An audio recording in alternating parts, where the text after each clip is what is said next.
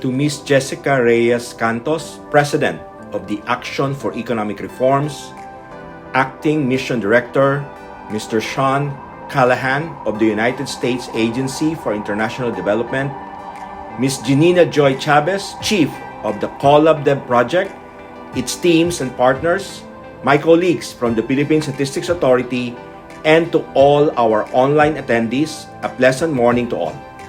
I am honored to join you today for the Data and Tech Alliance for Development, or DATA4Dev Coalition launch, which is an initiative embedded in the DATA4Dev, the newest program of the Action for Economic Reforms.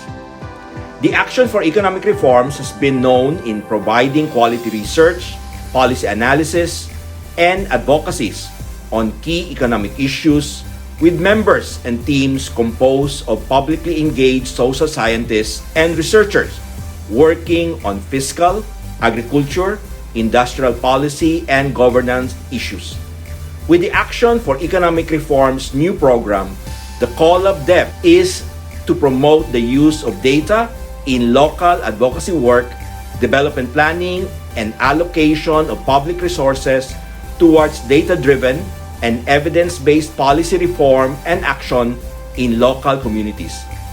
Central to the program's success are partnerships both at the national and local levels to support locally identified priorities and data-enabled programs and policies. The Philippine Statistics Authority supports data-driven approaches to promote development in local communities, to ensure economic recovery, and to promote development of the country in general. To achieve these aspirations, partnership in local governance for a more human-centered development are important as we create alliances for the successful application of data-driven approaches to government decision-making. Let me tell you a bit about the work of the Philippine Statistics Authority. The Philippine Statistics Authority remains steadfast in fulfilling its mandates under Republic Act 10625 or the Philippine Statistical Act of 2013, serving as the central statistical authority of the Philippine government on primary data collection. In recent years, two very important initiatives were added to the functions of the PSA: the Philippine Identification System Act or Republic Act 11055 and the Community-Based Monitoring System Act or Republic Act 11315. The Philippine Identification System or PhilSys aims to establish a single national identification system to provide a valid proof of identity for all Filipino citizens and eliminate the need to present other forms of identification when transacting with the government and the private sector.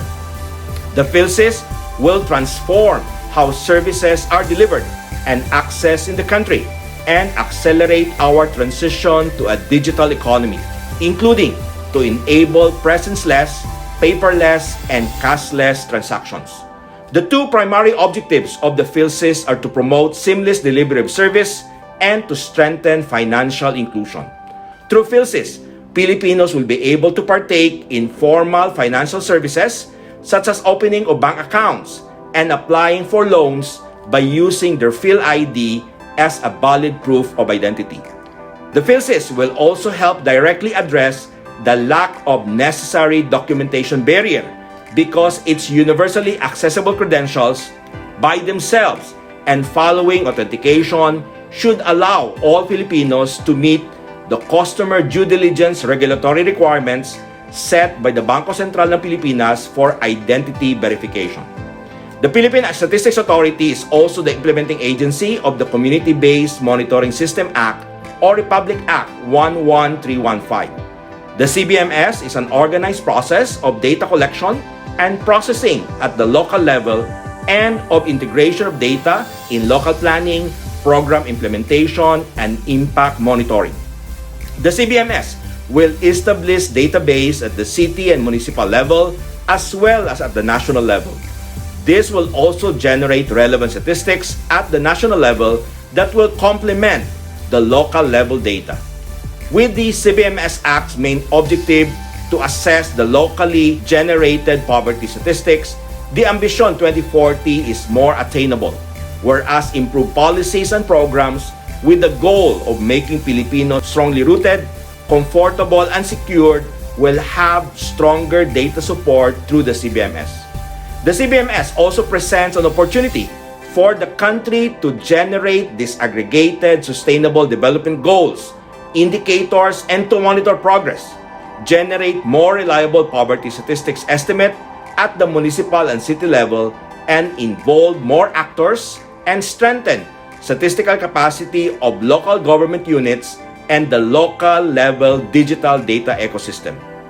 This will also provide an opportunity to promote the use of statistical standards at the local level, as well as link local level planning and program implementation with national level decision-making process.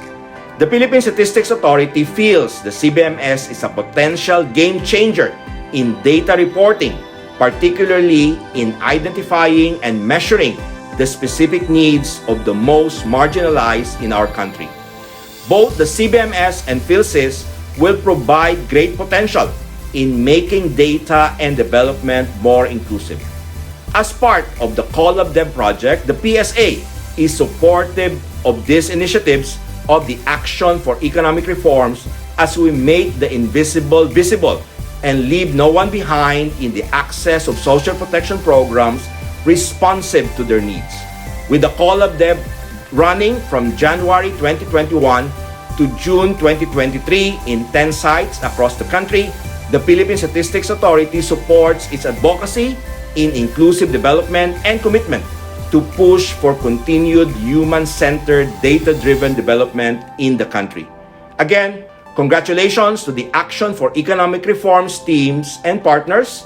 Thank you very much for listening.